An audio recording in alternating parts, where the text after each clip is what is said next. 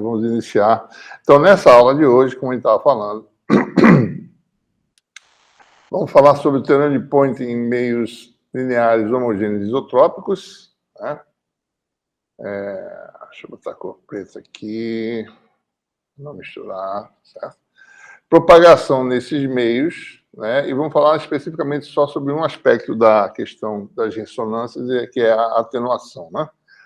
Como eu falei antes, nossa referência é o nosso livro, esse de hoje, especificamente, o livro de Tratado de Eletromagnetismo, sessões, acho que Wagner falou 7.8 e 7.9, né? Se eu não estou enganado. Certo? Isso. Bom, então o que nós temos aí? Né? Você tem que, para a gente analisar a propagação do teorema de Point, também tem outro problema aqui. A razão, esse aqui está desligado, deixa eu só ligar aqui. Teorema de Point em meios lineares homogêneos isotrópicos, né? Os meios podem ser tanto condutores quanto isolantes, né? Quando você tem meios isolantes, eles podem exibir perdas dielétricas, né, ou magnéticas. E a função dielétrica pode levar em conta tanto os efeitos de perdas dielétricas quanto os efeitos de condução elétrica. Eu posso embutir tudo na função dielétrica, ou posso separar condutividade de permissividade. A minha conveniência. Né? Não há nenhuma perda de informação nesse tipo de liberdade que a gente pode ter. Certo? Bom, vamos separar, só para a gente poder identificar melhor, tá certo? As perdas dielétricas das perdas devido à condução, né? Ou seja, vamos assumir que a condutividade é um número real e epsilon e mi, que é a função permeabilidade, são complexas. O que quer dizer ser uma função complexa? Nós já sabemos da nossa análise da resposta de meios materiais à aplicação do campo elétrico no caso da função dielétrica, né? A gente sabe que quando aparece uma parte imaginária é porque você tem perdas. Mesma coisa acontece se a permeabilidade do meio exibe uma parte imaginária. Né? E a gente vai ver a questão do sinal dessa parte imaginária, como ele deve ser para que haja perda ou ganho. Né? Em geral, a situação tradicional é perda, né? Mas você pode artificialmente criar ganho, né? Fazer que você faça um amplificador, né? Amplifique a radiação, certo? Então, veja, a gente vai assumir, para todos os efeitos, que a permissividade relativa, né? Tem uma parte real e imaginária. Eu já falei antes, né, que a parte imaginária é negativa, né, para significar perdas, né? E a permeabilidade também vai ter uma função parecida, a parte imaginária e parte imaginária, e a parte, a gente vai ver, vai mostrar agora, né, pelo tempo depois, mas eu já antecipo que, para haver perdas, essa parte imaginária, a parte permeabilidade relativa, a parte imaginária, na realidade, aqui no caso, é positiva, né? Quer dizer que o sinal da parte imaginária é negativo. O parâmetro do Arrhenius é positivo, a gente bota o sinal já aqui fora, né? Ou seja, o epsilon do Arrhenius é positivo, menos o epsilon do Arrhenius é negativo, certo? Vamos considerar o teorema de Point no regime harmônico, nós já derivamos dessa forma integral, certo? Quer dizer, o fluxo do vetor de Point complexo para dentro de uma superfície, para dentro de um volume limitado para uma superfície sigma, né? Tem um termo que envolve a interação de campo elétrico com portadores de cargas livres, né? E uma parte imaginária, né? Que tem a ver com a diferença desses dois termos, né? A gente chama isso aqui de WE e WM. WE é a integral da função densidade, que é o WE minúsculo, e o WM é a integral da função densidade, digamos assim, no caso normal, seria densidade de energia magnética e elétrica, né? E essas expressões são dadas para meios LHI, que é o que a gente está falando aqui, né? Lineares, homogêneos, isotrópicos. As densidades de energia são, e é tudo valores eficazes, né? 1/4 de ED conjugado, né? Porque no caso variante no tempo é 1/2 de E produto escalar com D, né? e isso se torna o valor médio, né? 1/2 de 1/2 dá 1/4. Né? Bom, vamos analisar algumas situações. Primeiro caso, o meio não condutor, né? E um meio que não tenha, digamos assim, não tenha perdas elétricas ou magnéticas, ou seja, Epson e Mi são reais. Certo? Então, primeiro caso. Segundo caso, meio condutor, em que satisfaz a lei de Ohm, J igual a sigma E, sem perdas dielétricas ou magnéticas, apenas perdas ômicas, no caso. E o caso 3, meio condutor, sigma real, e Epson e Mi complexo, ou seja, vai ter perdas tanto de condução tradicional, quanto perdas de elétrons ligados, né, aquele efeito de colisão que a gente falou antes, e perdas magnéticas devido a efeitos de ressonância, né, que podem ocorrer também. Certo? Colisões do ponto de vista magnético, digamos assim, né? Bom, primeiro caso, né? A parte imaginária é o sigma igual a zero, esse termo aqui fica zero, né? O termo aqui vai embora. Você fica com... Eu vou fazer separado porque aqui é mais lento, vou fazer aqui na lousa, né? A densidade de energia elétrica, né? Que é 1/4 de DE conjugado, de ED conjugado, né? Então, a gente fazendo isso com um detalhe, D é igual a Epson E, D conjugado rigorosamente seria Epson conjugado. Diz mas Epson é real, é conjugado. Isso aqui vai dar Epson é conjugado. Mesma coisa por causa do magnético, né? WM é 1/4 de BH conjugado, né? Para você saber quem é o conjugado nessas expressões da teoria de Point, o conjugado é o campo fictício. O campo real é campo elétrico, tá? O conjugado é o campo que é o campo auxiliar criado, que é o vetor de densidade fluxo elétrico, é um campo criado. É o campo real e D é um campo auxiliar para ajudar nas equações de Maxwell, né? Mesma coisa no caso magnético. O campo real é B, é a densidade de fluxo magnético, vetor indução magnética, né? E o campo criado, artificial, é o campo magnético.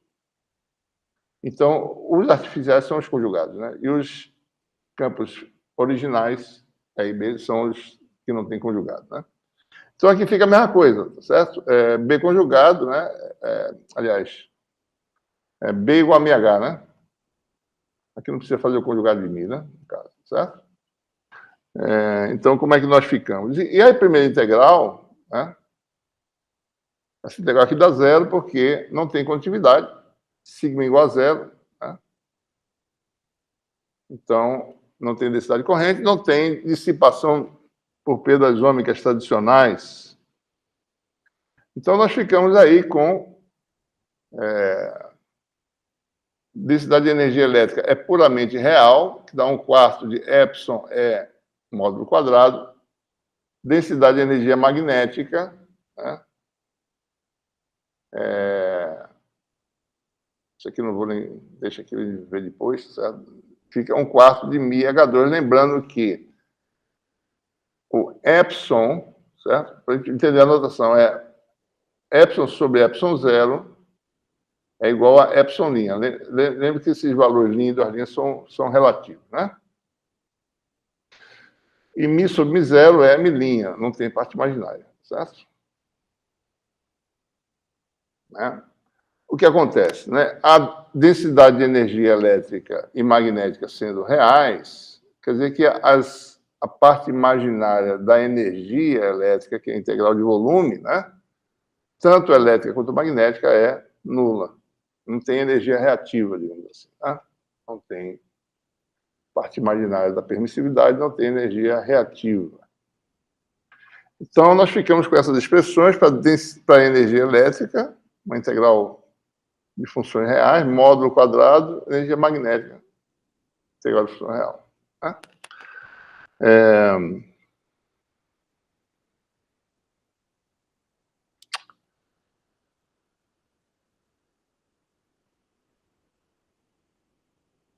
Muito bem. em princípio, né, a parte real do fluxo, a potência que flui para dentro do volume, que é essa quantidade aqui, com sinal. Quer dizer, o fluxo do vetor de ponte é puramente imaginário. Quer dizer, se essa diferença existir, né? Se WE for diferente de WM, certo? Suponha que seja, né? Ele não vai conjecturar agora se é ou não, se essas quantidades são diferentes ou não, né? Então, você tem que o fluxo para dentro é puramente imaginário, você tem uma energia reativa aí, que pode ser ou capacitiva ou indutiva, dependendo de quem é maior, a energia eletromagnética, né? Se tiver predominância de energia elétrica armazenada, o sistema é capacitivo. Se tiver predominância de energia magnética armazenada, o sistema é indutivo, né? Ou seja, a parte imaginária do potência que flui é negativa se o sistema for capacitivo e positiva se for indutivo.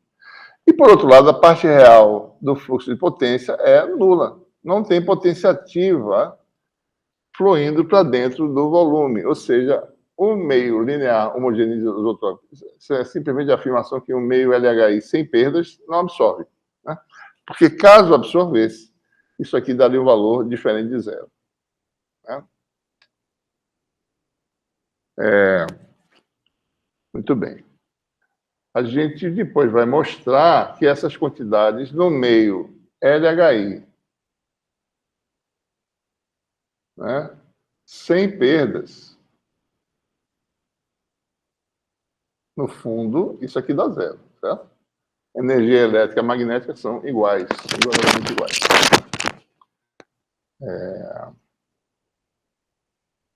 Ok?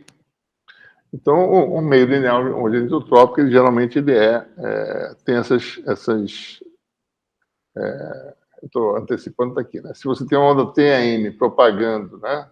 Vai ver isso depois, em um meio não condutor sem perdas, a potência reativa é nula, né? A gente vai ver que isso é verdade no meio aberto LHI. Se você tiver no guia de onda, já tem diferença dessas duas quantidades. O meio pode ser mais capacivo ou mais reativo, né? Mas vamos deixar essa discussão para depois, tá? Então, resumindo, né? Meio sem perdas. Sigma igual a zero. Epsilon do Arlinho igual a zero. Mi do Arlinho igual a zero.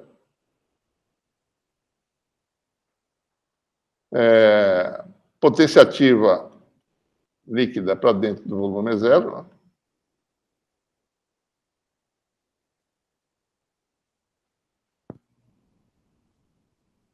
E, em princípio, você teria potência reativa. Se houver uma diferença, né? WE maior que WM, você tem um sistema capacitivo. Isso aí não vai encontrar para ondas planas em meios abertos, mas pode encontrar em guias de onda. Situações, se for menor, sistema é indutivo, mais energia magnética, né? Vamos ver agora o segundo caso, certo? O segundo caso é que continuamos com um meio sem perdas materiais, né? Perdas dos dipólitos elétricos e magnéticos, não tem perdas, mas tem condutividade, certo? Bom, continuamos com WE e WM puramente reais, né? E agora você tem J conjugado, sigma conjugado vezes E, né? A forma original é J conjugado, né? A forma que nós temos aqui, a contribuição do termo de condução é um meio de EJ conjugado, né?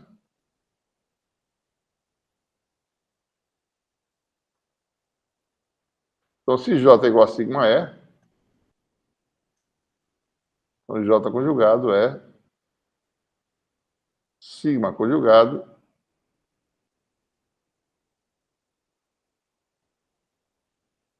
só que o sigma é real, né? Sigma é real. A gente está admitindo que o sigma seria imaginário se eu tivesse feito aquele modelo em que aparece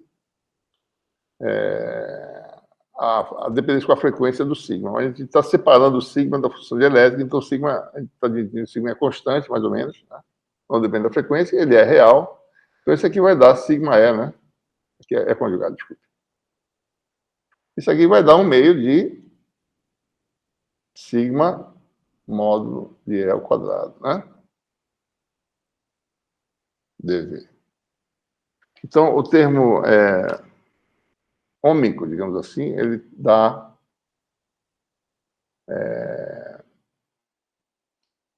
esse resultado aqui, né? Integral de volume de E2 vezes sigma. E o termo, ou seja, a parte real do vetor de ponto, a potência ativa que flui, é o quê? É dado por essa quantidade. Ou seja, é aquela fórmula, né? P igual a R2, se você tiver uma resistência, né? No circuito. A dissipação vai dar R2, né? Módulo ao quadrado, 1 meio, ou módulo de V ao quadrado sobre a resistência do sistema, né? Isso vai ser advindo dessa relação aqui, certo? A gente pode calcular, sabendo a distribuição de campo no volume, sabendo a condutividade, calcula essa quantidade, você tem exatamente a potência dissipada, é exatamente igual a essa perda ômica aí, certo?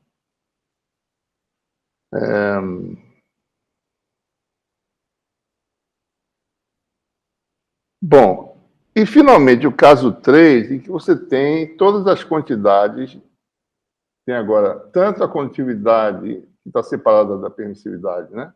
Diferente de zero. Tem a permissividade, a parte imaginária, relativa, diferente de zero, e a permeabilidade, diferente de zero, né? Então, vamos calcular a densidade de energia agora, nesse contexto. D conjugado, né? D igual a epsilon E, que vai dar epsilon zero, permissividade relativa, vezes E. O conjugado disso aqui dá epsilon zero, e daqui vai ficar mais, né? Certo? Então, isso aqui é o D conjugado. Então, se a gente calcular ED conjugado, vai dar o quê? Né? Vai dar epsilon zero. Então, o D conjugado vai dar um termo que vai dar epsiloninha módulo de E ao quadrado, e o outro vai dar mais J epsilon duas linhas, né? E fica um módulo de E ao quadrado. Ou seja, o ED conjugado dá isso aqui. Então, a densidade de energia elétrica vai dar esse resultado aqui, né? Tem uma parte imaginária positiva, tá certo? Né? Que aparece, né? A energia magnética, por sua vez, o B é μH, que é dado por essa expressão. Então, você vai ter aqui o menos, né? Eu não precisei fazer o conjugado do Mi. Se a gente combinar agora todos os termos e separar partes real e imaginária, você vai ter que o fluxo de potência ativa vai ter esse termo aqui, né? Ômico. Aquele termo que surgiu, essas funções, o meio é homogêneo, então essa função não depende das coordenadas, constante de saída da integral, né? Eu tenho aqui um menos j aqui, daí eu vou ter uma parte real, um outro j aparecendo aqui, e aqui eu tenho a permeabilidade, eu posso calcular a parte real. Por exemplo, qual é o termo real aqui que aparece, né? Você vai ter menos j com mais j, que dá um número positivo, certo? Vai dar um termo que vai se juntar com esse aqui, né? Menos j com mais j dá, mais uma vez, um termo positivo. Ou seja, a parte real vai dar esse fator aqui todinho, ó. Então, observe, né? O fato do epsilon duas linhas ser positivo, do mi duas linhas ser positivo, você tem o quê? Adições de perdas. Perda, condução, perda de elétrica, mais, como deve ser, por isso que o sinal que ele falou, para meios ativos, né? Para meios passivos, né? Você tem que ter aquele sinal menos epsilon duas linhas para dar mais aqui depois, né?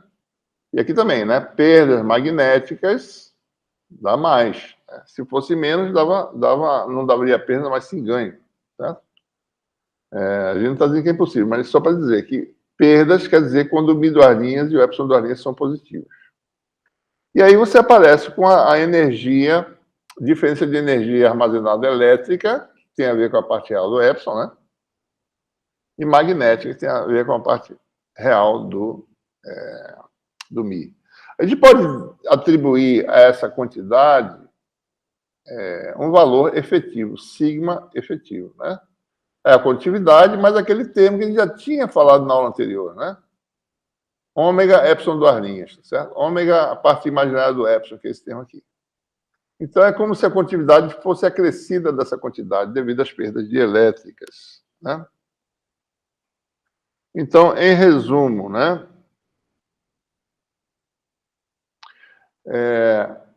A parte real do vetor de Poynting, que dá a potência ativa que flui, a gente confunde os nomes, né? Potência ativa é uma coisa e meio passivo é outra coisa. Meio passivo é que dissipa. Meio ativo é que amplifica, né? E potência ativa é a potência que é usada para causar movimento. Então, é meio confuso essa denominação, né? Mas quando eu falo assim, meio ativo, é porque o meio ele pode amplificar a radiação. Meio passivo é quando ele dissipa, né? E potência ativa é a potência ativa que a gente conhece da nossa engenharia elétrica tradicional, né? Certo? Potência reativa, né? Então, ficamos assim, né? Parte real, a potência ativa que flui é a condutividade efetiva, que é a soma da contribuição de elétrons de condução e elétrons ligados, e a perda magnética aparece aqui. Né? Eu posso dizer também, eu posso somar esse termo a esse aqui e dar uma condutividade efetiva que leve em conta perdas magnéticas também. Né?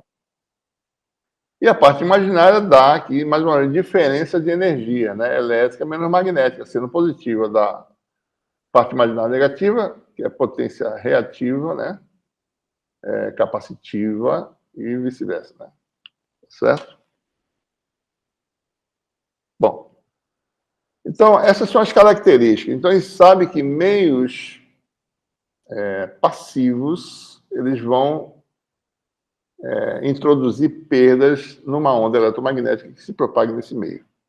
E a pergunta é: quais são as modificações que a gente deve fazer nas nossas equações para os campos de uma onda TM, né, no regime harmônico, num meio que tenha essas propriedades? Do ponto de vista de perda, o que acontece? Né? Então, vamos ver aí como é que a gente muda as nossas expressões, certo? Bom, se você tem um meio que tenha uma permissividade relativa que tem perdas dielétricas e perda magnética, e também condutividade diferente de zero, certo? A gente, para facilitar a nossa formulação, a gente vai inserir o efeito da condutividade aqui na permissividade. Nós fizemos isso antes, né?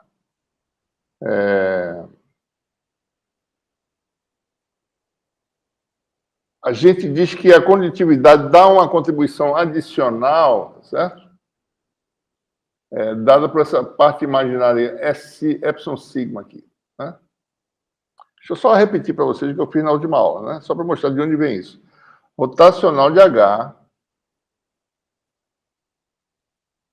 igual a J mais J ômega epsilon E. Suponha que o meio não tenha perdas dielétricas, né? Então, isso aqui daria sigma mais J ômega epsilon vezes E, né? Certo? Isso aqui é igual a J ômega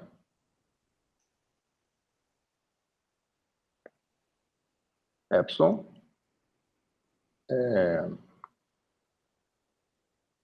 menos J sigma sobre ômega epsilon E. Né?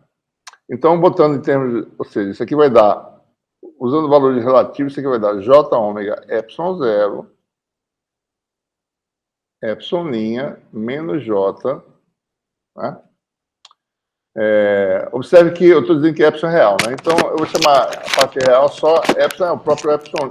Epsilon 0, epsilon dá a permissividade absoluta a epsilon, né? Então, fica menos J sigma O professor, não faltou um E aí não? Porque quando o senhor botou J ômega em evidência, tá faltando um L, né? Sobre ômega, eu botei epsilon zero em evidência, Não, né? só botou J ômega em evidência. Só um minutinho, sobre ômega, epsilon zero, né? Deixa eu só dividir, não fazer isso, botar assim. Eu botei epsilon zero em evidência, né? Então aqui fica ômega epsilon zero, certo? Esse aqui, que foi que eu fiz aqui? Esse aqui está errado. Esse aqui não tem epsilon, não. Esse aqui está errado, certo? Agora eu botei o epsilon zero em evidência, ficou epsilon menos j. Ou seja, o que nós estamos dizendo aqui, né? Isso aqui é como se fosse assim, j ômega epsilon efetivo, digamos assim, né? Vezes E. Esse epsilon efetivo é um epsilon zero vezes uma parte real relativa, uma parte imaginária. A parte imaginária é que eu chamo de epsilon sigma, devido à condutividade, certo? Quem é esse epsilon sigma? O epsilon sigma é duas linhas, né, que eu chamei aqui, certo?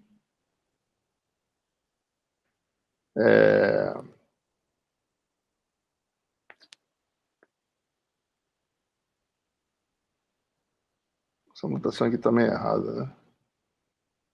É como se a condutividade contribuísse com uma parte imaginária, né, dada por sigma sobre ômega epsilon zero. Então, para todos os efeitos, o meio tem a permissividade efetiva, que é epsilon zero, epsilon linha, menos j, epsilon sigma, duas linhas, certo?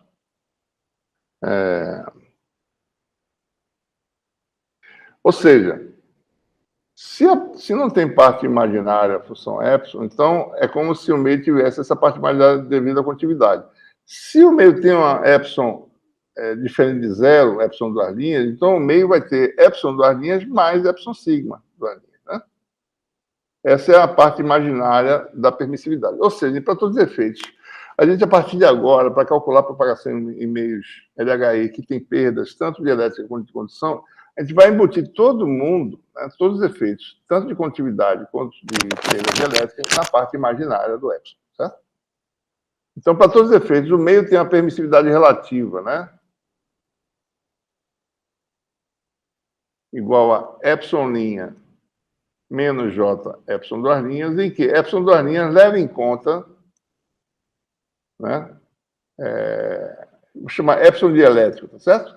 Perdas dielétricas mais perda de condução. Está aqui embutido no epsilon duas linhas. Então, a gente não precisa mais se preocupar com condutividade, né? Tudo está na função dielétrica. Parte imaginária, real imaginária, e o Mi também, parte real imaginária. Né? Então, para todos os efeitos, essa é o que nós temos, né? Nossa permissividade está embutida aqui, tá certo? Na parte imaginária tem a condutividade também, né? E a permeabilidade tem uma parte imaginária em duas linhas, certo?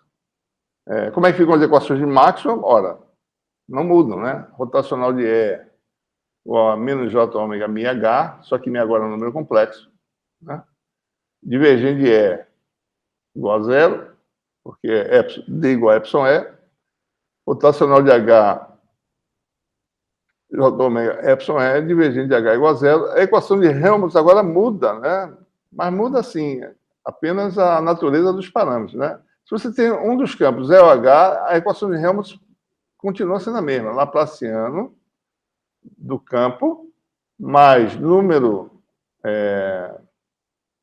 de onda, né? Vamos chamar de número de onda ainda, né? Mas ele já não é mais bem o número de onda, porque vai ter agora um número complexo. Então, mais essa constante K ao quadrado. Vamos chamar de constante de propagação, certo? Que é o termo utilizado em linha de transmissão em guerra de onda. Pode ser usado para ondas planas também. Mais K2F igual a zero. Só que o K agora é ômega raiz de mi epsilon, né? Valor absoluto, tirando a parte absoluta, que é mi zero epsilon zero. Essa quantidade aqui, ômega raiz de mi zero epsilon zero, dá o número de onda no vácuo, K0, que é associado ao comprimento de onda no vácuo. E aparece aqui esse parâmetro mi relativo, epsilon relativo, né? E isso aqui, só lembrando a vocês, tá certo? Aparece uma raiz, né, de mi relativo, chamar assim, né, epsilon relativo. É o que a gente está usando aqui, não está usando relativo, mas está usando R, na realidade, no livro da impressão. Isso aqui é o quê? Mi' menos J, mi duas linhas, vezes epsilon' menos J, epsilon. São valores com dimensão adimensionais, né? A gente tem essa quantidade aí, ou seja, o K se tornou em ômega mi zero, epsilon zero. Essa raiz quadrada a gente vai chamar do índice de refração, chamar de eta, tá? Nas notas de aula tem N aqui, eu estou usando, mas no livro é eta, para não confundir com o índice N que a gente usa em guia de onda, certo? Índice de refração eta, né? Então, o número de onda, isso aqui é a raiz, desculpe, certo? Raiz de mi zero, epsilon zero. Isso aqui dá, isso aqui é o número de onda no vácuo. Então, K agora se transformou num número complexo. Essa barra aqui é para indicar um número complexo, para não confundir, né? Então, você fica com essa relação. Então, número de onda no meio LHI, ele vai ser um número complexo.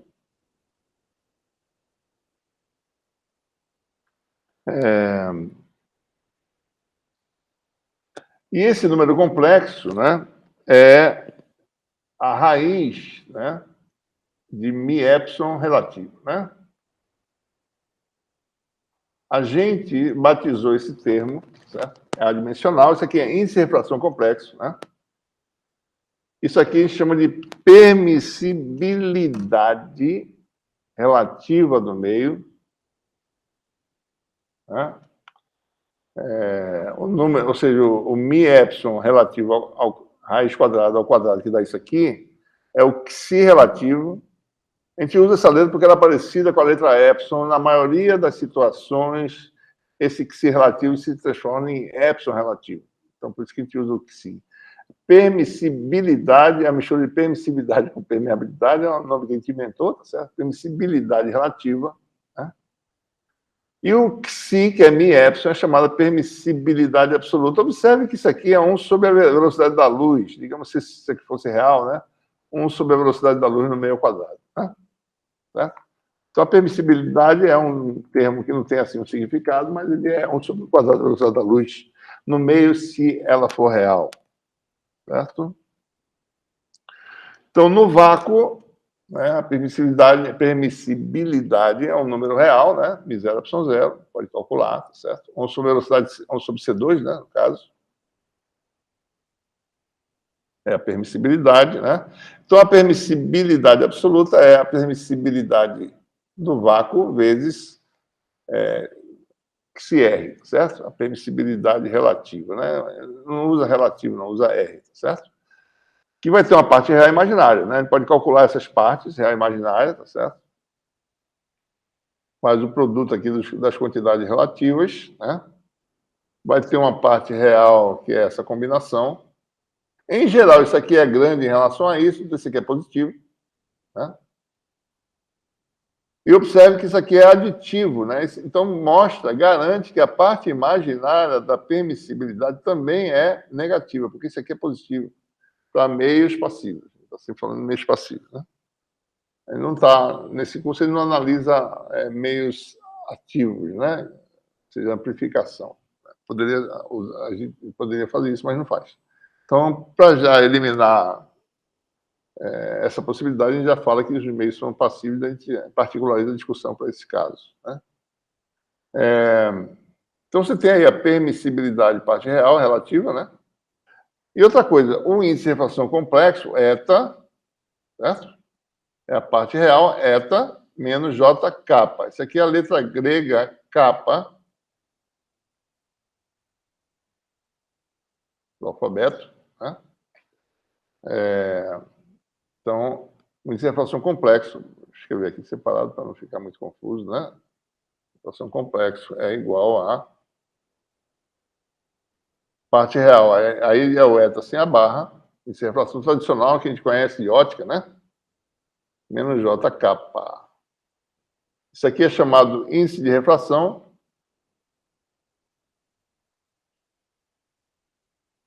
Na linguagem ótica, né? Também na linguagem em geral, né? Nós conhecemos. Isso aqui é chamado de coeficiente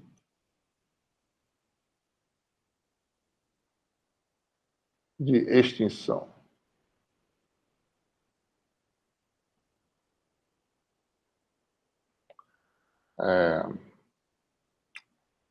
Rapidamente aqui, eu estou gravando. O Tom não está gravando, né? Ora, a permissibilidade relativa é igual a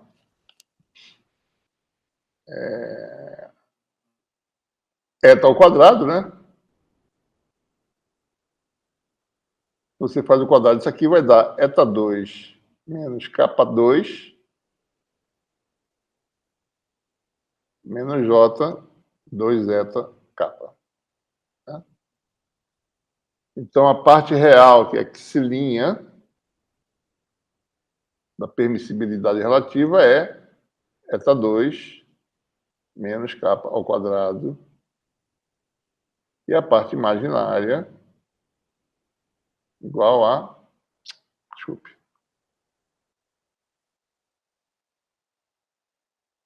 Dois eta vezes capa, né? Certo? Ou seja, sabendo as propriedades materiais, nós identificamos essas quantidades e calculamos esses parâmetros que eles são usados para calcular a propagação no meio, né? A gente pode também inverter isso aqui, calcular. Observe que para mim calcular eta e capa em função de xilinha e xiduarlinhas, eu tenho que resolver uma equação, por exemplo, suponho que eu substituo aqui, dado xiduarlinhas e xilinha, né? Se eu substituir capa nessa equação, eu fico com isso aqui igual a eta ao quadrado menos xiduarlinhas ao quadrado, né? Sobre 4 eta ao quadrado. Então, você tem uma equação biquadrática, né? Eta 4, né? Menos multiplicador por eta 2, né? Menos xilinha eta ao quadrado, né? Menos xiduarlinha sobre 4 igual a 0. Ou seja, dado xilinha e xiduarlinha, eu determino eta, e de eta eu determino as soluções para capa. Tem 4 soluções, né? Um par de soluções positivas e um par negativo. Tá? Só que ele tem que utilizar soluções que são factíveis, né? Tá? Então, vamos ver aqui as expressões.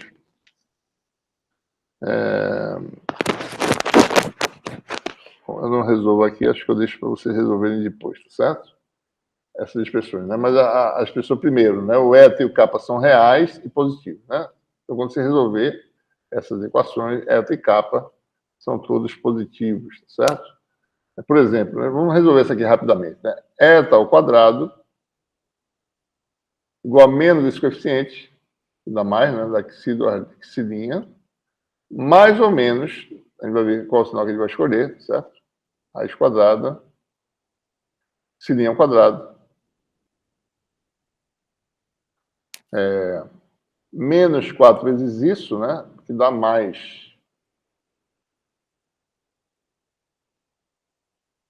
sobre 2. E daí o eta seria a raiz quadrada, né? Então, eta seria mais ou menos raiz quadrada disso aqui. Né? Essas são as soluções. 4 soluções, tá certo? Mas só que apenas uma se aplica. Primeiro, tem que ser a solução mais, né? Então, vamos apagar aqui só a mais.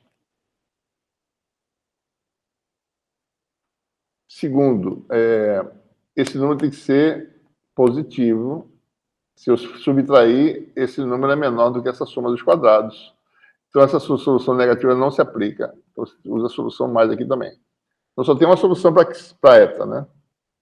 Para índice de refração real. Então, em termos da permissibilidade real e imaginária, é isso. Dado isso aqui, você determina o kappa, né, facilmente, certo? Né? Deixa para vocês fazerem isso aí.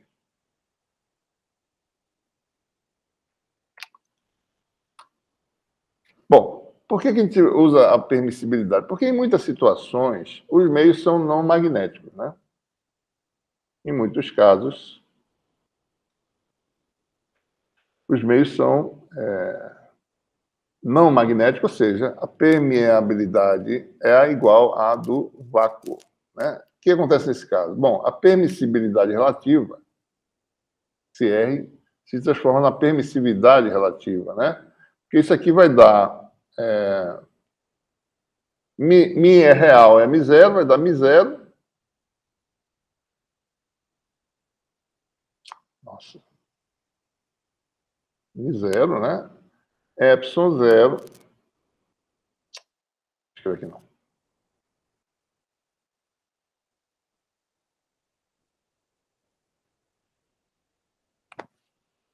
Então, isso aqui vai dar permissibilidade relativa, fica sendo... Olha, meu filho. Me deixou aqui.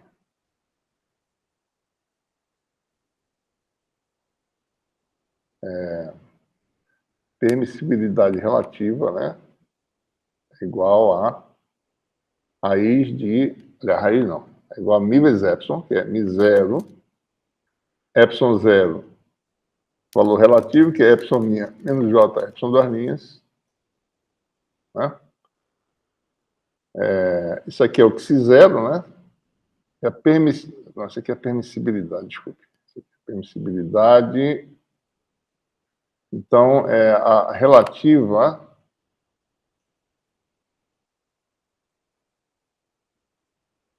vai dar simplesmente igual a Epsilon menos J, que dá permissividade relativa. As letras são parecidas, né? Xi e Epsilon, né? São parecidas. Então, para todos os efeitos, em meios não magnéticos, a gente tira a permissibilidade, bota a permissividade. Então, em meios não magnéticos, que em muitas situações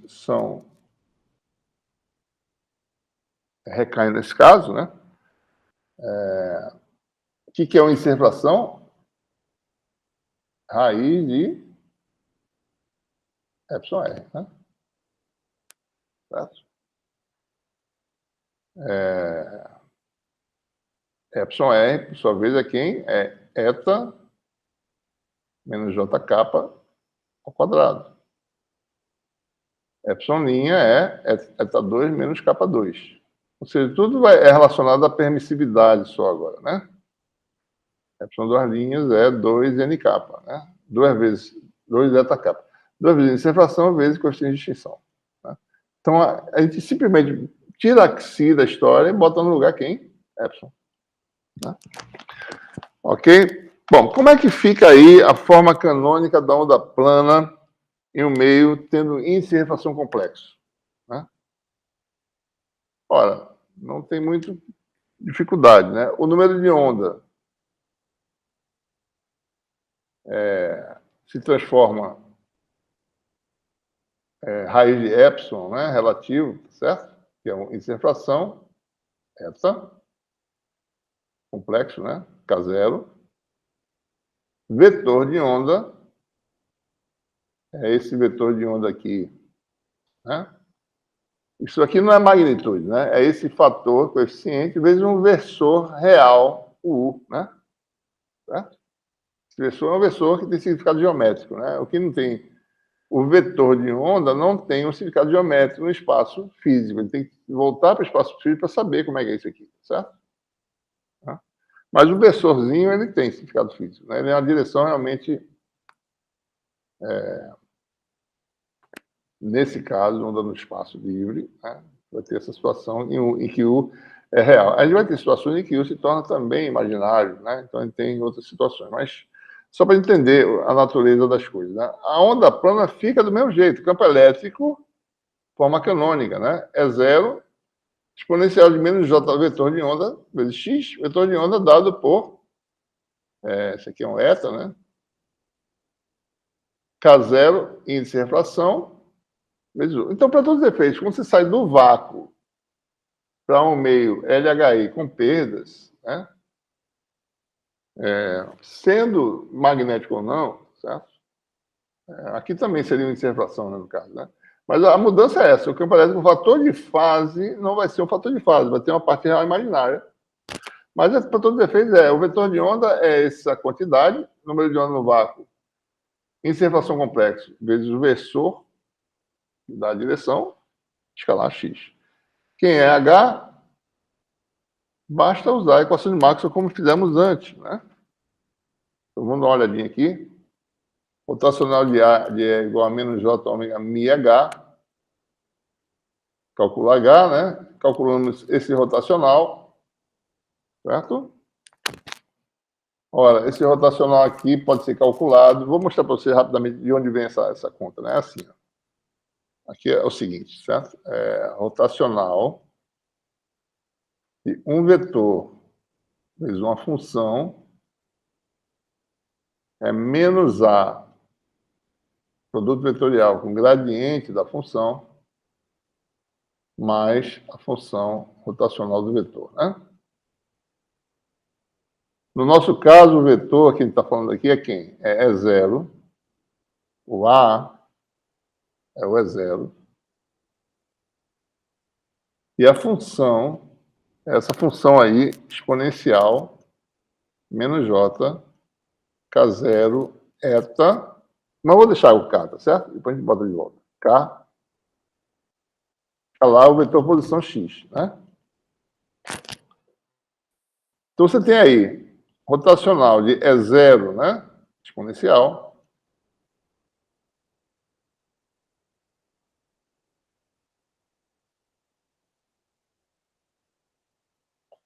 Dá menos o vetor gradiente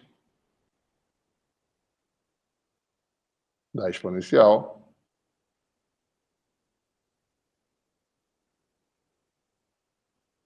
E tem esse termo que é rotacional de um vetor constante, que é o E0, que dá zero, né? Olha, gradiente dessa função pode se mostrar facilmente que isso aqui vai dar o gradiente de uma função que tem... Isso aqui, na realidade, é kx vezes x mais ky vezes y mais kz vezes z. Você faz derivadas em relação a cada coordenada.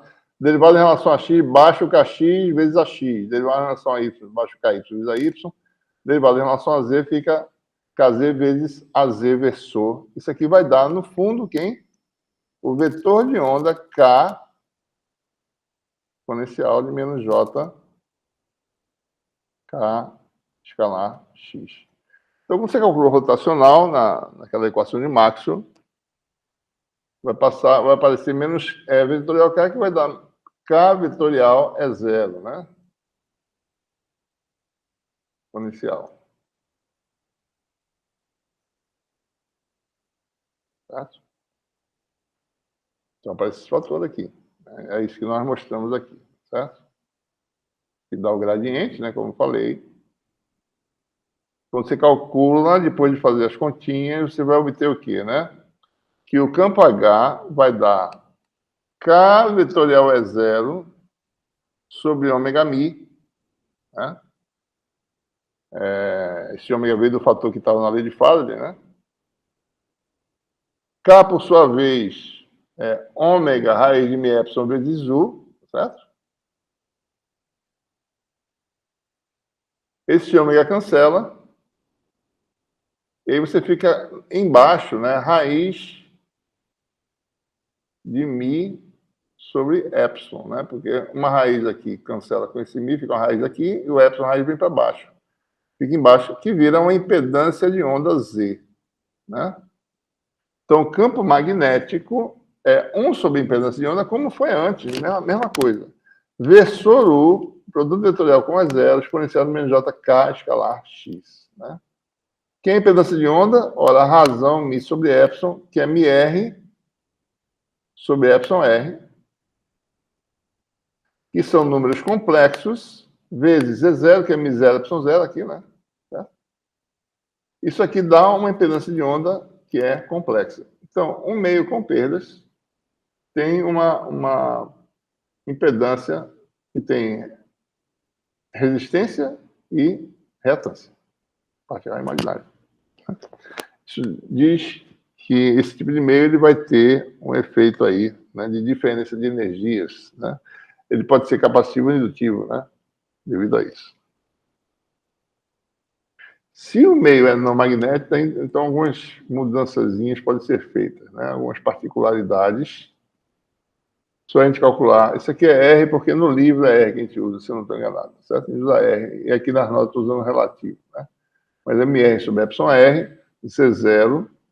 Ora, se isso aqui é o valor, se μr é igual a 1, tá certo? Se o meio é não magnético, μr igual a 1. Tema que fica 1, fica impedância do vácuo sobre permissividade relativa, μr, εr, né? Que é índice de refração complexo, a raiz, né? Da índice de refração complexo eta. Então, meio não magnético, meio LHI, não magnético,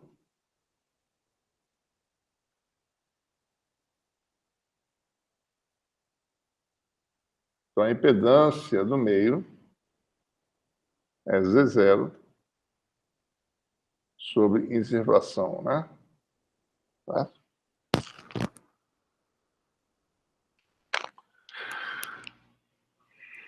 Então, resumindo, né? Meio LHI em geral, o que acontece? A forma canônica do campo é a mesma, não mudou nada, tá? Observe que não tem nenhuma mudança. A gente não percebe nenhuma mudança. Só os números que viram números complexos. E igual a zero exponencial, H1 sobre impedância do meio, produto vetorial do versor U com E0, daí tem um fator exponencial. K é igual a ômega raiz de mi epsilon vezes U, que é K0, índice de refração complexo, vezes U. Impedância do meio, mi sobre epsilon, que é mi R, né? Sobre epsilon R, vezes zero, certo? Se o meio não tem peso, o que acontece? Z é real, índice de refração é real e o vetor de onda é real, certo?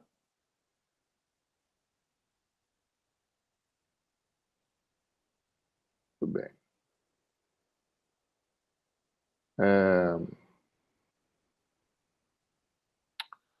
Vamos falar agora sobre as consequências disso, né? Uma das consequências é que uma onda se propagando no meio sem perdas, ela sofre atenuação, ela decai à medida que ela se propaga, quer dizer, ela vai perdendo amplitude, né? Ela vai atenuando, certo? Vamos, por exemplo, um caso simples, né? O efeito de propagação em um meio com perdas. Digamos que você injeta numa coluna de comprimento L de um meio com perdas, eu falei sem perdas, com perdas, né? Uma coluna de comprimento L, você injeta na entrada um campo, uma onda eletromagnética, começa com um valor inicial de E0, né? Nesse caso, U já vale igual a AZ, é o versor na direção longitudinal. A onda entra, inicialmente, o fasor campo elétrico, né?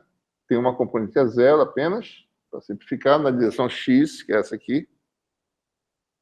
A direção X é para cima, né? A direção Z é para a direita.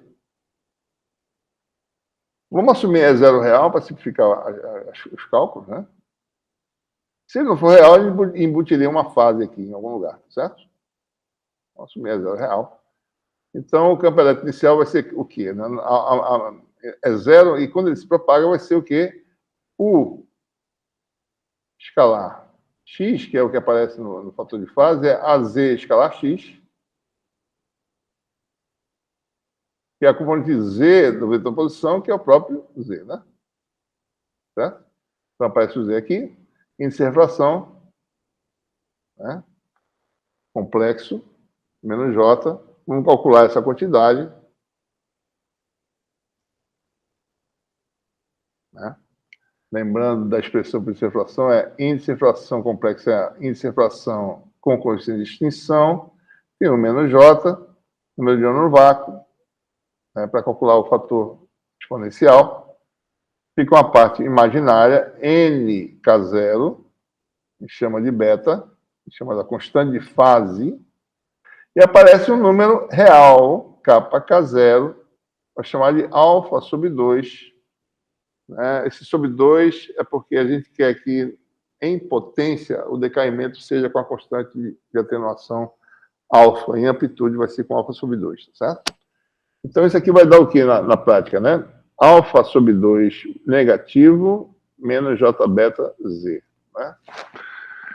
Então, para todos os efeitos, como é que a onda se propaga? Ela vai ter uma amplitude que cai exponencialmente. A amplitude cai exponencialmente com a coeficiente de atenuação alfa sobre 2. E a fase varia, né? A oscilação é definida por beta, e beta, por sua vez, é quem? Eta K0. Né? A constante de atenuação a gente define como sendo alfa, né? E beta a gente chama de constante de fase. Por que constante de fase? Porque tem a ver com o número de oscilações que você tem à medida que você se propaga ao longo do meio, certo? O campo H, por sua vez, basta calcular. A Z vetorial é AX da AY. O campo H, então, se eta para cá, né? O Z é para cá. X é para cima, né? O Y é saindo do quadro, então o Y é aqui, certo? Aqui seria o X. Então, o campo E está nessa direção. O H, por sua vez, veja que o versor é real, né? Então, o H realmente está na direção Y, né? E a vetor H conjugado está na direção Z, que é a direção do fluxo de potência. Então, o H decai juntamente, só que isso aqui é impedância complexa, né? Vetor de Poynting, vamos calcular. 1/2 de E vetor H conjugado, né? Conjugado de E, aqui teria um AX, né? De H tem um AY, produto vetorial de AX com AY dá AZ, né? Então, você tem aí, isso aqui já é o resultado do produto. Isso aqui já é um sinal de vezes, já porque eu já fiz o produto vetorial, certo? Então, faz o conjugado, ó, aparece mais aqui, tá certo? Aqui é menos, né? O conjugado da exponencial complexa dá mais. Menos alfa sobre 2 com menos alfa sobre 2 dá um decaimento exponencial com menos alfa z e menos j. Com j cancela. Então, o vetor de Poynting, ele não é puramente real. Por quê? Porque a impedância de onda é complexa. E aqui aparece o conjugado, que é o H conjugado, né? Então, o conjugado de Z, né? A densidade de potência, ou seja, o vetor de Poynting, tem uma parte real e uma parte imaginária, certo? Né? E o importante a se dizer é isso, que a queda é com a constante alfa.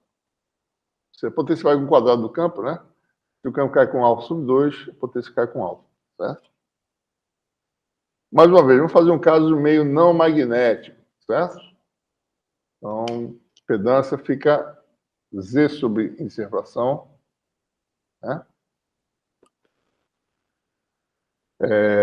Então, 1 sobre Z conjugado é igual a eta conjugado em cima, né? Sobre Z0. Aparece aqui o eta conjugado aqui em cima.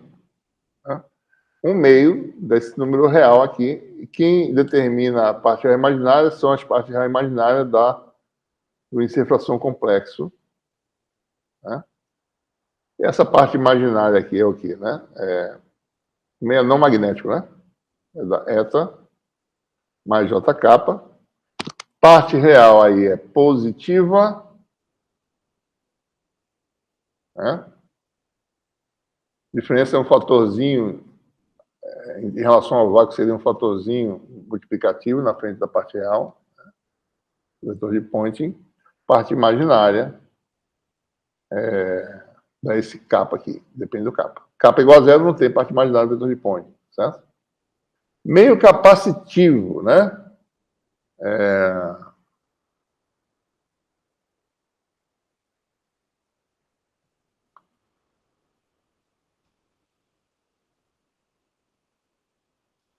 Ou seja, o meio capacitivo quer dizer que a parte imaginária do vetor de point é negativa, né? Fluxo, lembre-se que não é do vetor de point, de menos do vetor de point, tá certo? É negativo, né? O meio capacitivo, a parte imaginária da densidade de potência é positiva, certo?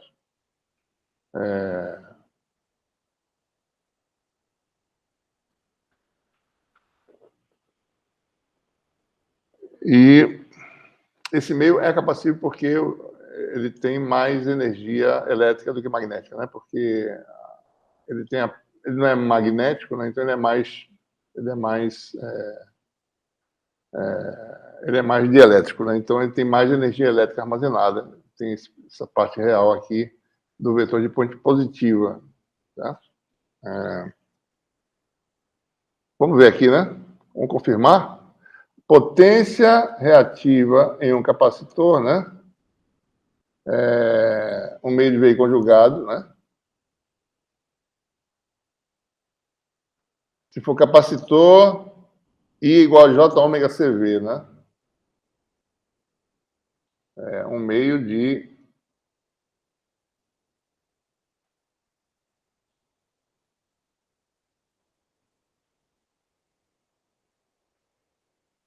VJ ômega C conjugado, V conjugado, né?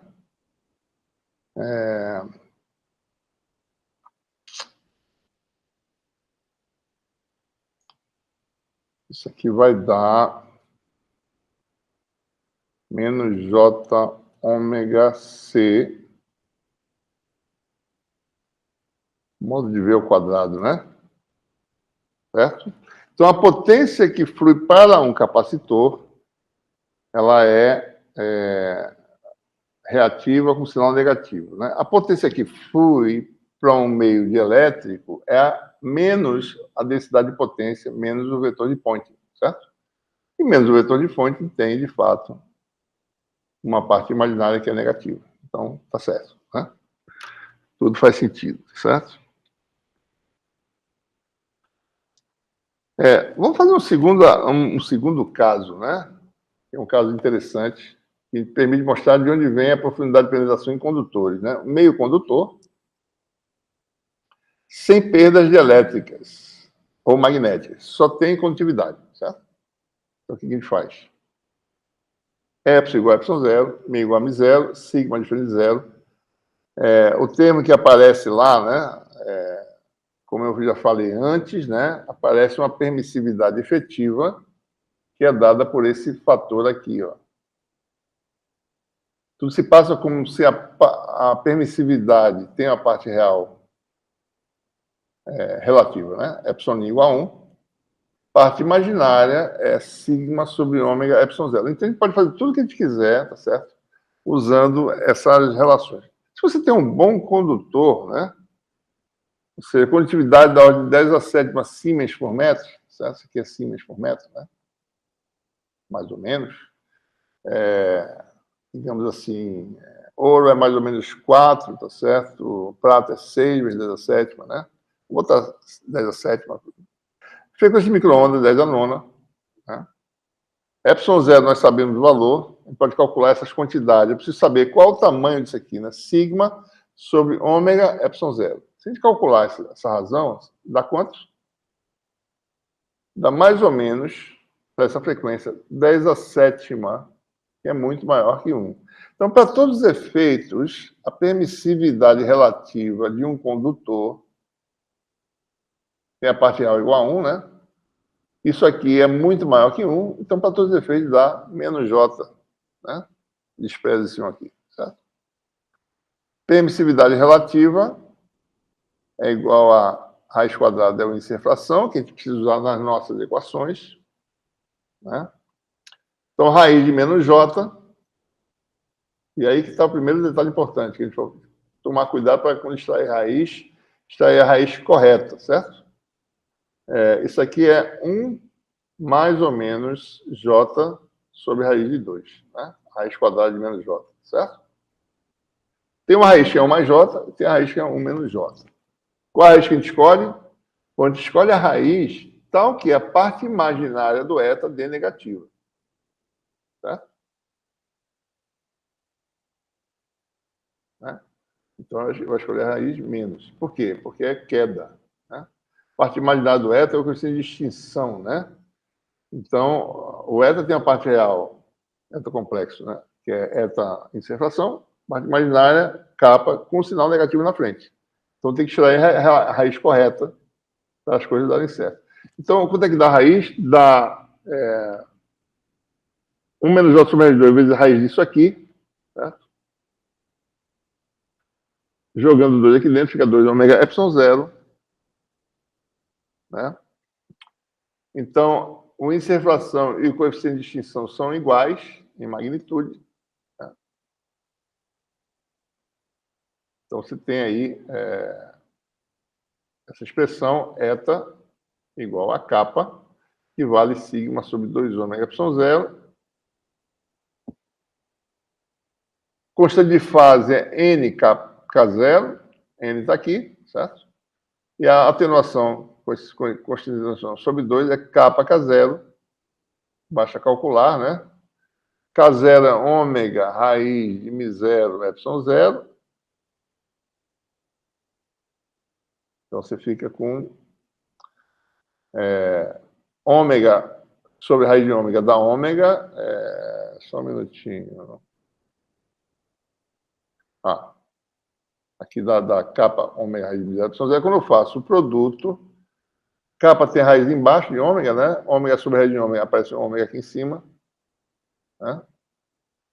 μ0 fica em cima, o μ0, certo?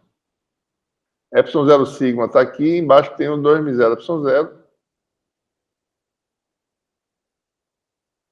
Né? Que está aqui. Né? Então fica com essa expressão πf μ0 sigma, em que a gente usou a relação que ômega 2π vezes a frequência em Hertz.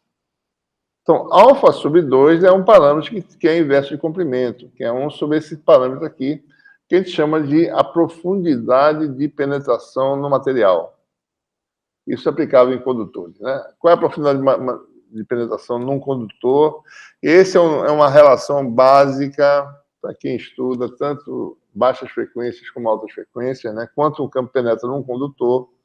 No caso de linhas de alta tensão, é bom levar em conta a bitola para ver esse tamanho, depende da frequência, né? Se for 60 Hz, a penetração é muito grande, tá certo? Então, pode-se calcular, né? Isso aqui, certo? A gente pode calcular essas coisas, né?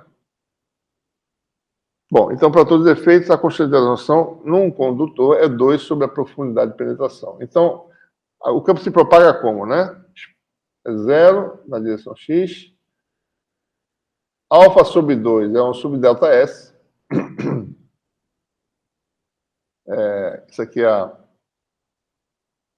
isso aqui seria 1 sobre delta S também, né? Certo? Vezes... Eu botei beta aqui...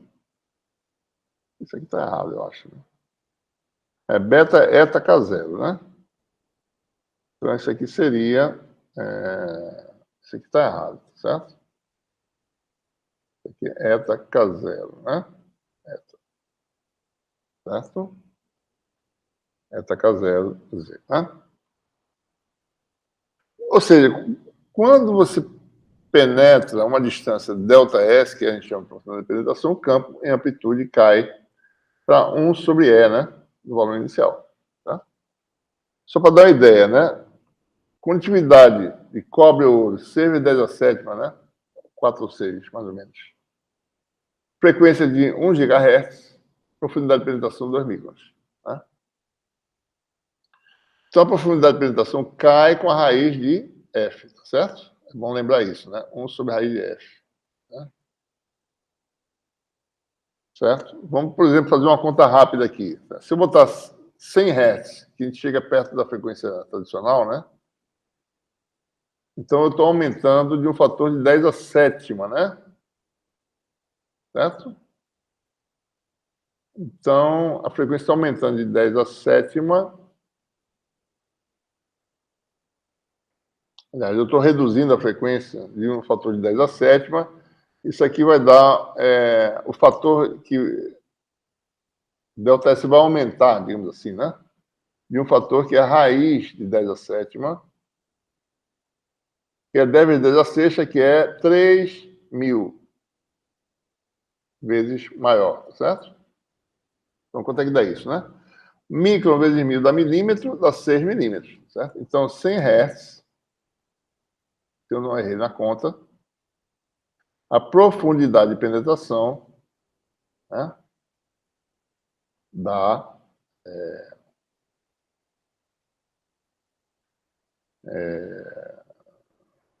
deixa eu só verificar aqui, certo? Frequência reduziu para 100, né, dá 10 à sétima. Reduziu, isso quer dizer que isso aqui aumentou de raiz de 10 à sétima, que dá 10 vezes 10 à sexta, que dá 1.000 vezes raiz de 10, que dá 3 aproximadamente, que dá 3.000.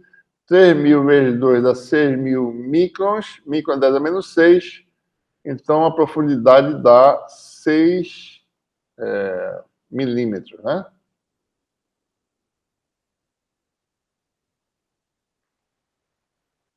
Isso é o que pode afetar a resistência de um condutor cilíndrico, por exemplo. Né? Se tiver uma bitola, digamos, vamos botar aqui uma bitola, um condutorzão de 20 milímetros aqui, né? Vou botar 20 milímetros, certo?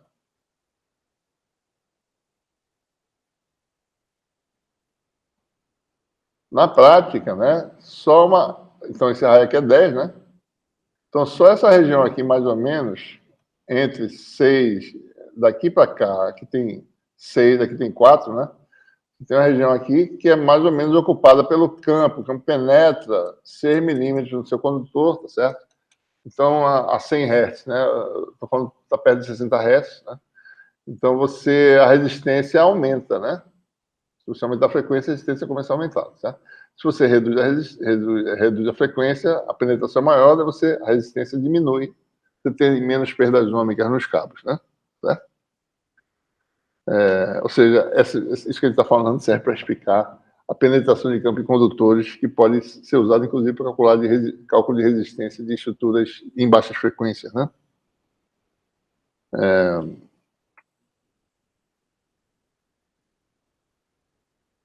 Bom, como é que é o campo físico, né? No caso aí, a gente tem que tomar cuidado, né? Isso é fasor, certo? Isso aqui são essas quantidades do campo elétrico, o fasor é assim. Como é que é o campo físico? Ora, a componente X dele, né? Isso aqui é a componente X, já, né? Parte real dessa quantidade. Isso aqui vira um cosseno, né? Dessa fase aqui, ômega t menos d sobre delta S. E o campo ele oscila, certo? Com a frequência ômega, né? E decai exponencialmente, né? Então você teria mais ou menos algo, dá para desenhar, né? O campo começa e entra no material e vai oscilando e vai dissipando. Se você penetra muito, ele perde sua amplitude, certo? Potência dissipada. Considere uma coluna de comprimento L, né? Então, basta calcular. Suponha que o campo ocupe uma área frontal sigma zero, certo? Então, a potência dissipada é o quê, né? É a potência que entra menos a potência que sai, né? É o fluxo de potência para dentro, né? O fluxo de potência para dentro da coluna. Você pega aqui uma área, pega uma coluna, certo? De área sigma zero. Vamos calcular o efeito só sobre essa coluna aqui, sigma zero, essa área. Então, densidade de potência que entra, S0, e aqui sai, depois de um comprimento L, SL, né? A potência dissipada é o quê, né? esse fluxo mais o fluxo para dentro do lado de cá. Ou, equivalentemente, é S0 sigma 0 menos SL sigma 0. Então, é S em Z igual a 0, né? Menos S, o vetor de point, em Z igual a L. Parte real, né, pessoal? Só lembrando aqui, é real disso aqui, tá? Beleza? A área. Né? Então, eu calculo a potência nessa coluna aqui. Dissipação de potência nessa coluna, certo? O vetor de Poynting cai exponencialmente, ó. Aqui é o vetor de Poynting, né? Então, N conjugado, eta conjugado, no caso. Né? Cai dessa forma, em Z igual a 0, isso aqui vale 1. Em Z igual a L, vale menos 2L sobre delta S. Né? Então, a potência dissipada é dada por essa expressão, tá certo? Se você faz L muito grande, você pode calcular, então, a potência total dissipada na coluna, toda a energia que entra dissipada, isso aqui vai dar 0, né? Toda a potência dissipada vai dar o eta módulo de E0 ao quadrado sobre 2E0. Se você calcular pela integral de volume daquele termo, esse termo aqui, né? Se você calcular integral de 1 meio de dV de EJ conjugado, que nós só temos perda de condução, né? Nesse volume, que é área sigma 0 comprimento L, usa, né? É o campo elétrico, certo?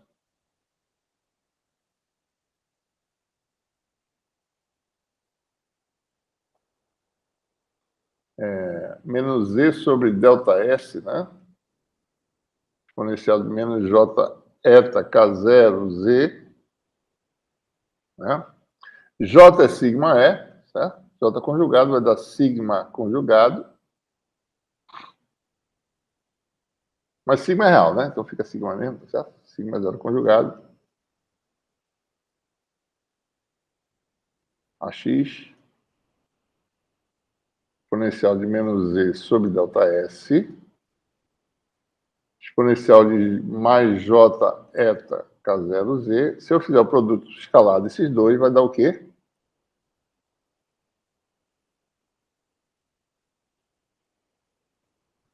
Vai dar sigma 2 na sigma, módulo de E0 ao quadrado. Fica exponencial de menos 2E sobre delta S. Né? Daí você tem 1 meio da integral de volume, que vai dar área, integral de zero, bota o campo fora também, sigma, área, né? Sigma minúsculo, módulo de E ao quadrado, bota zero mesmo, né? A 0 ao quadrado, da integral de 0 a L, da exponencial, menos 2E sobre delta S dz, né? Certo?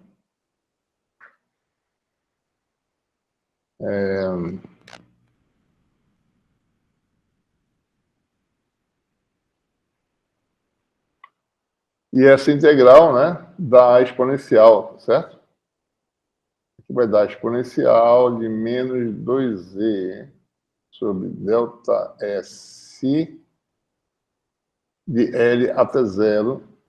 Certo? Daí tem um fator que vem para cá, né? Vezes delta S sobre 2. Né?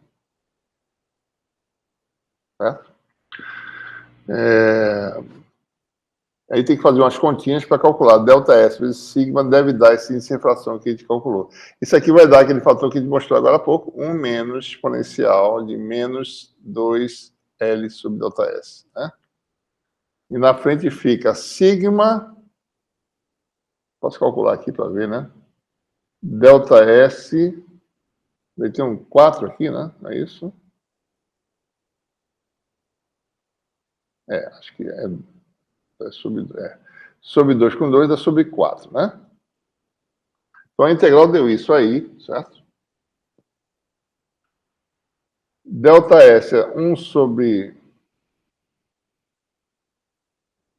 Vamos lá, vamos ver como é. Vamos tentar fazer para ver o que acontece. Sigma sobre 4 raiz de π F mi0 sigma, né?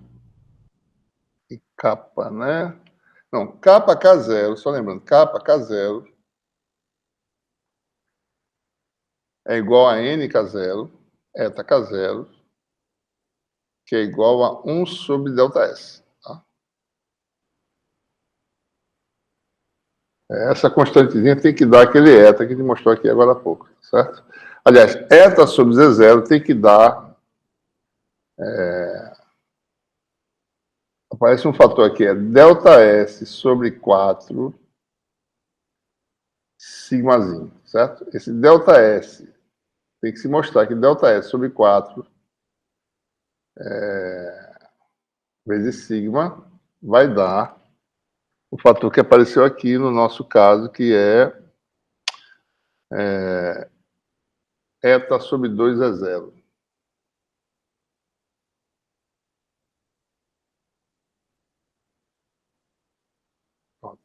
Tem que fazer uma continha aqui e mostrar. Deixo para vocês, tá, pessoal? Para não perder muito tempo aqui. As continhas aqui para fazer. Só mostra que isso aqui dá isso. Porque o que eu estou dizendo é que calculando pela integral de volume, que é um exercício para vocês, dá o mesmo resultado que calculando pela perda de potência, como eu fiz aqui. Certo? Então fica para fazer essas continhas chatinhas aí, de sair cancelando para ver. Tá bom? Bom, então a gente vai parar por aqui agora.